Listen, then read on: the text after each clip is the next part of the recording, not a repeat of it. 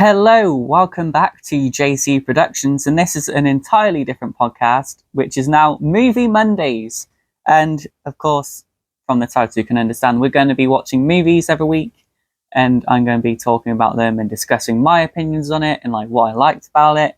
And then we're also going to be looking at reviews on that film from Letterboxd, which is a great app, by the way. So if you don't have it, you should definitely get Letterboxd. But yeah, let's just get straight into it. And today's video is the film is Hoodwinked.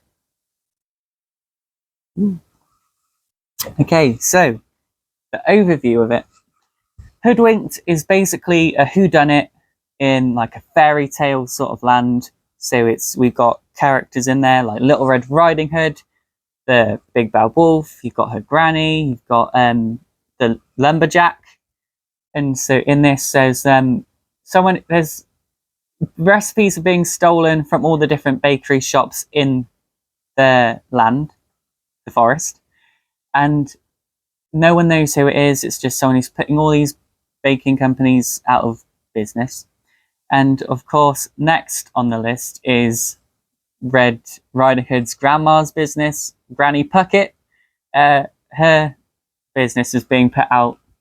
Well, they're trying to go after her because she's the biggest name in the baking industry. So Red starts off her journey up to her grandma's house because she believes that the recipes are going to get stolen because the shop was ambushed and attacked. And so on the way up, it's like she's going there. And then when she gets to her grandma's house, as you can probably guess, the big bad wolf was dressed as her grandma in the grandma's bed. And then it doesn't go as planned because grandma comes out of the closet all tied up. And people are like, what happened there? Obviously, the wolf has probably then gone put her in the cupboard. But yeah, no, that didn't happen if you watch the film. And then after that, they're all like panicking, going, what the heck is going on? Because grandma's in the cupboard, the wolf's my grandma. Little Red Riding Hood's like, what? And then Lumberjack comes crashing through the window, all like shouting, screaming, and it's like, and then that's where that scene ends. And then we find out it's like a police interview thing, and then people there thinking it's Granny Puckett putting people out of business. And then as they're going through, they're just like Red saying her side of the story, the wolf says his side of the story, Granny says hers. And it turns out Granny's like an extreme sports person. So she does extreme skiing, and that's what she was doing that day. And that's she hang glided down into her house and went down the chimney and then got stuck on the ceiling fan, and that's how she got tied up. But the wolf, he's actually a food critic sort of person, and he's like does his own. He pretended he was a food critic, but he's actually like undercover, trying to like figure out who the bandit is who's stealing recipes. And then with that, he went out because he thinks it's Granny Puckett as well. So he's like following Red Riding Hood to try and see what she's doing. And of course she's there thinking there's this creepy wolf after me because he wants baking recipes. And then when they're all telling these stories, because the lumberjack he has a schnitzel van, and he is also wanting to be an actor, and he wants to be on like this yodeling band.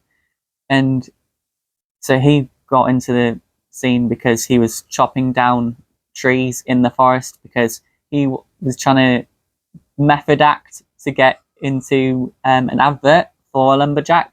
So he was there trying to like be a lumberjack when he's not actually one. And then he cut down a tree, and then that's when he went rolling into the window at the start. But in all these stories, when they were going on, one character kept coming up in these stories who no one really seemed to be like that interested with, but it was Boingo the bunny. And then when they're putting the pieces together, they're just like, why is he everywhere in this story? And then they figure out he is the bandit of the tale, like trying to steal all the recipes, and it's him who's putting everyone out of business. And so after that, he then does successfully steal the recipes, and then he kidnaps Red as well. And then he intends to blow her up down the cable cart because he owns the cable carts. and he wants to have his own bakery, not bakery, but it's like his own food company thing where he's putting in ingredients to get kids highly addicted to his goods, and that's his motive because he wants to be top of the chain, top of the woods, as you could say, as his song goes. But that's the general overview, because after that he gets caught, obviously, because this is an animated film and everything always works out for the good guys. And with that, he goes to jail. And then after that, the main group of Little Red Riding Hood, Granny Puckett, the wolf, they get enlisted into Flippers, the detective frog. He asks them, because they did so well on this case, to work for him for like a different case. And then I think that's a lead up to the second Hoodwinked film, which I haven't seen, even though I really love the first. I just haven't been able to find it anywhere. So if anyone knows where to find it, that'd be great. But I haven't seen it, the second one, myself. But the first one is an amazing film, and I watched it so much as a kid on repeat again and again and again. So of course I probably do have a bias to it, but it is an amazing film, so you should definitely watch it if you haven't. The cast of the film: you've got Corey Edwards as Twitchy the Squirrel, who is like the photographer for the wolf, because he's like a journalist as well, so he's like putting it in his paper. That was why he's undercover. Got Patrick Warburton as the wolf, who obviously known as Kronk from The Emperor's New Groove, and also Joe from Family Guy. You've got Anne Hathaway as Little Red Riding Hood, which another big name in the film. You've got Glenn Close as Granny Puckett, Jim Belushi as the Woodsman, Andy Dick as Boingo, and David Ogden as Nicky Flippers, the detective. Okay, so favourite character. This is a very difficult choice, as I love all the characters in this, because it's just such a great film. And I think if you watch it, you'd see that. I mean, you might not, because it is opinion based, but it's just all the characters are really enjoyable in this. So it's like quite difficult just to pick one. So what I've put down here is Japheth the goat, because he lives in a mountain.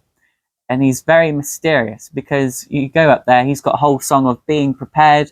He's got like horns, which he takes off his head and replaces with different things. So he's got like horns which he puts his keys on. He's got horns with hair. He's got horns which is like a propeller, so he can like fly in the air. And it's like, he's just amazing. He is a great character, and he's like singing the whole time. And people, like, when Red goes up there, she's like, "Oh, why are you singing?"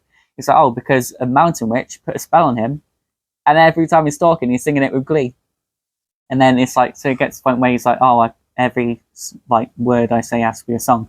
And then there's a bit where he doesn't sing, and then Red's like, "You didn't sing then." He's like, "Didn't I?" And then he like carries on singing. So it's like makes you wonder, is that real, or is it just that's his personality? He's there like, "Oh, what should I say? A witch put a spell on me, so I have to sing the whole time," even though he doesn't.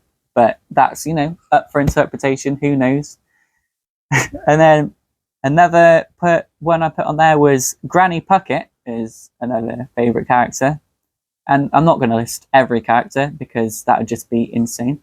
But I put Granny Puckett down there, or the Triple G, as she's called in the film, with the tattoo on her neck. Because it's not every film you get to see grandmas doing extreme sports, and they're, like cage fighting and skiing, like extreme. So that's like quite a new vision for a character, because it was quite unexpected, because it's like, oh, a little old lady who runs a baking company, and it's like, that's her life. And even Red didn't know about her grandma. It took for the interviews by the police to reveal that to her, because they were searching the house, and then they like find a secret panel in the wall, and then they go, "Oh, what's this in here?" And it's all trophies and photos of all the extreme sports that the grandma's done. So it was just quite interesting to see, and it's like when you first see it as a child, like I did, and it's you're just so thrown off by that, because that's far from what you would expect of that, and it's like, you know, probably when you're older watching it, you can go like, oh, yeah, you can clear to see that. But then seeing it without having loads of knowledge of films at that point, because I wouldn't have, because I was really young, it's, yeah, you don't expect it. Okay, next, worst character, which I literally can't think of any character to put here because, as I said a minute ago, I love all of them on it. So it'd be very difficult. So for this, I don't actually have any, and I'm not going to put any for the worst character because you can't really think. Because I can go, oh, the worst character is that Chief Grizzly because he's always trying to like just get the job over with and just arrest people, and it's like, oh, it's definitely the wolf and all that. But because like that, you know, that'd be annoying in that situation. But for the film, he's meant to be, that's his character. So it's like he's not a bad character because that's his personality. So it's like, even though you don't like his personality in that, that's good because you're not meant to, which is why he's not the worst character on there. Hey, best part. I put Red's story for this because it's like when they're asking like, oh, and what did you do today leading up to the crash through Granny's house? And for Red's story, she goes like, starts off with the song "Great Big World," and it's like, you know, that's an amazing song. And it's just like, it's the one about the girl riding on her bike. I know it's a tired old tale, but it still rings true. It's on that one. So that's a great song on there. Then that's opening with it. So it's like the opening song is great. And then also in Red's story, you've got "Be Prepared" by Japheth the Goat, which, you know, both are really great songs, and they're both in Red's story, which is probably why it's my favourite part. Although you do also have "Top of the Woods," which is the Boingo song at the end of the film, where he's like revealing his evil plan, and that's another great scene. But then I do love the whole film, so I could just say every scene in the film, but I'm not going to.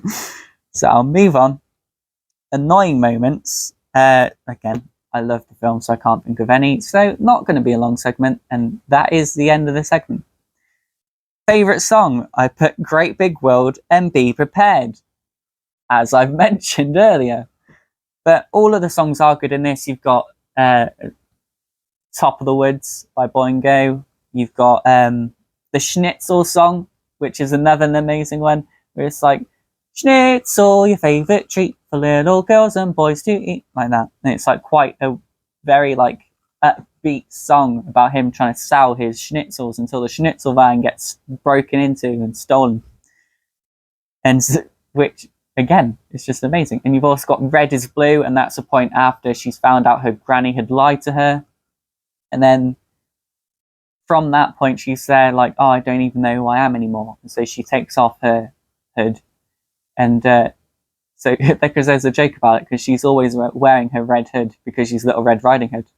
And she walks out and there's news cameras there because they're trying to like figure out, they're like, oh, they've caught the bandit. And then Red walks out and then they're like, oh, it's Red Riding Hood. And then they're just like, oh, no, it's not. She's not wearing no hood. It can't be her.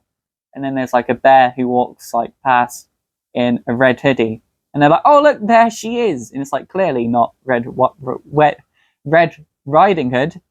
But because the hood is so iconic to her, that's all people recognise her for.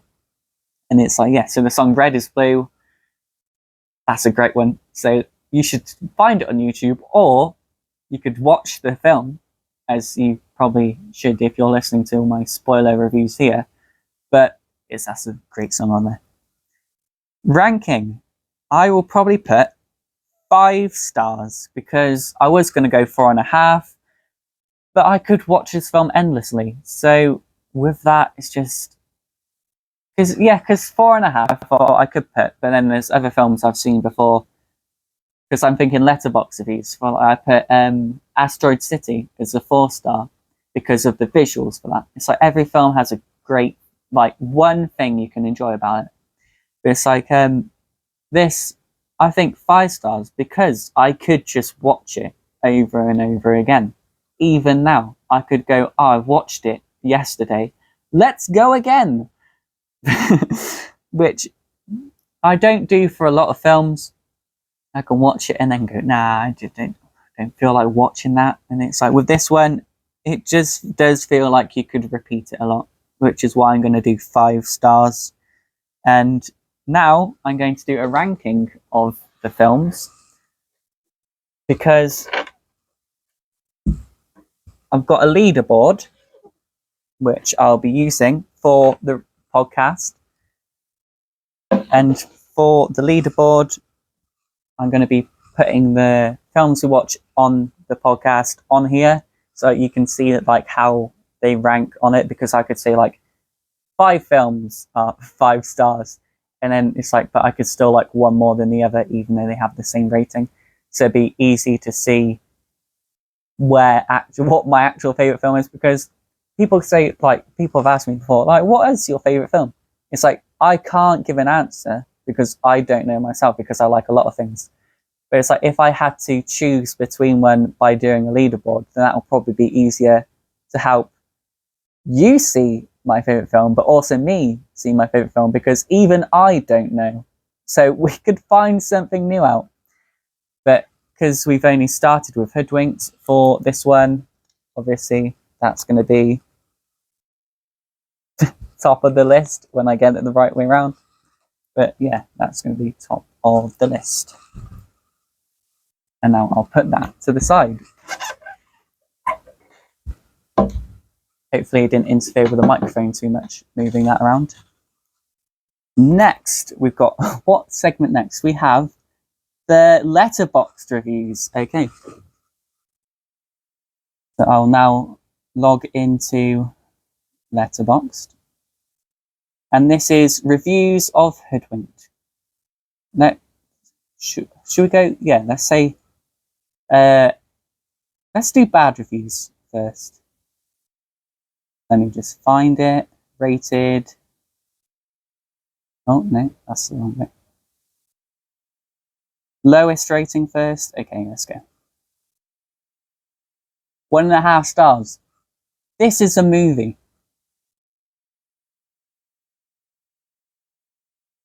Someone's put WTF.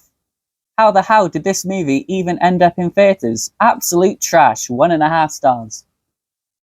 Nightmarish animation. It legit scared me. The half star is for hearing XZ bits as Grizzly Voice Chief. Half a star for someone else. I was forced to watch this against my will. Brain rot. Another half star. This movie felt like sitting on a stove and turning on all the burners. Half star. It's not your typical bad movie where the writer clearly doesn't know how humans talk to each other. It's clearly a big passion project, a labour of love, and I would bet that the pitch got rejected by a dozen studios before it got made as a self-funded indie film. I can't blame those studios though. It sucks. It's not funny, the story's uninteresting, it's painfully PG and not self-aware in any way whatsoever. If it had a massive budget and more better animation, it would still suck. It hurts to watch. A deadly assault on the scenes. This is the first movie I ever saw in theatres, and I've never hated a movie more in my life. Take someone's dildo and ride that shit until you're numb, and then watch this movie, and you won't even feel pain. Also, your eyes are already bleeding, and you didn't realise it. That's a strong opinion. Those edibles definitely were something. I saw this in an empty movie theatre. God awful, my sister liked it though. Another half star. When the best part of your movie is a singing goat, it's time to reflect on your life choices. Oh. Another half star. The evil bunny storyline is somehow overused. ATP.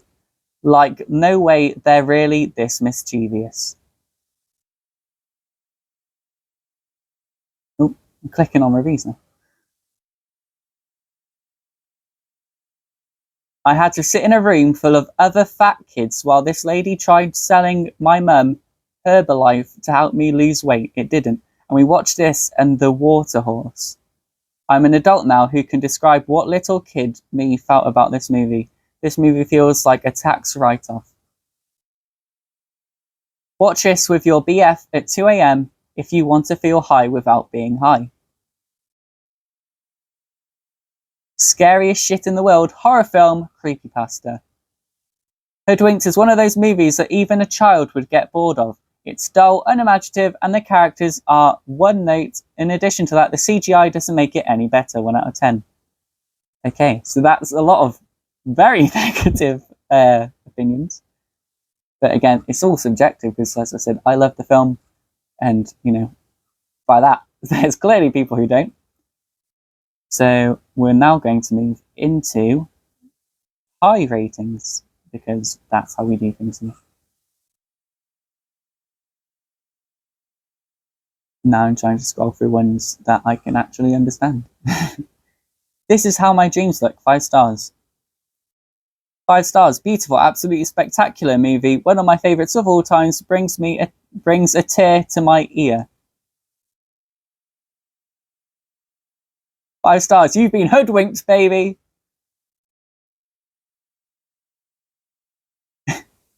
5 stars. This is cinema, take notes, Scorsese. I know all the songs by heart still and haven't seen this masterpiece in 10 years at least. This is probably the most underrated movie of all time. I replayed this movie so much when I was little. Same. Funniest movie ever. My favourite moment was like, oh look, it says the word greatest granny. I can read. It says Iron Cage heavyweight. 5 stars, better than The Godfather. Iconic. An unapologetic 5 stars. Generally one of my favourite movies. Peak. Oscar winner. He got a callback. Yes, he did. I haven't seen this movie in years and I need to rewatch it now. I loved it, a must watch. Masterpiece.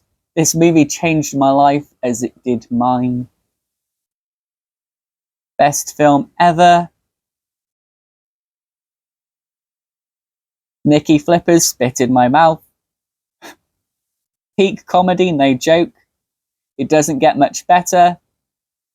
Watch this while high on a 10 mg edible right now, and I swear to God, all I could see was the movie for like 3 hours.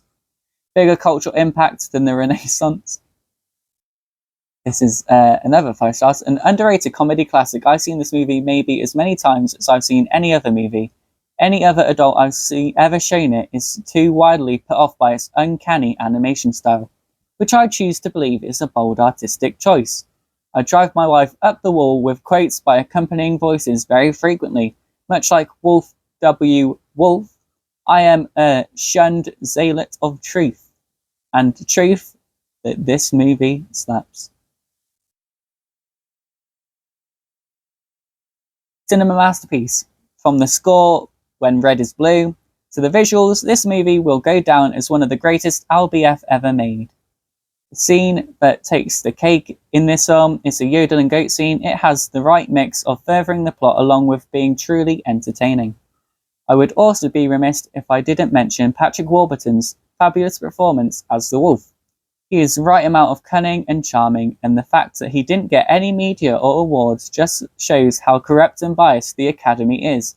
I think this is the last straw, and I will boycott the Academy for this. So as you can see, it's very mixed reviews, good and bad for the film, but only you can decide for yourself. So if you haven't yet, you should definitely watch Hoodwinked. Okay, so things I like about the film. I think I've mentioned quite a lot of what I like about the film. You've got the Schnitzel Man. He's got the whole acting thing, which, trying to become an actor, I can find relatable because he's like, a callback? I've never had a callback. And it's like, that's what everyone wants as an actor. So there's him and his Schnitzel Man and his Schnitzel song. And I want to eat the schnitzels that he makes because I haven't had any. and that could be a travesty, so I might need to change that. There's the kids in it, when he's like singing to them kids. There's like one who has a schnitzel in his song, and he shoves it up his nose like it's nothing. And it's like, that is insane.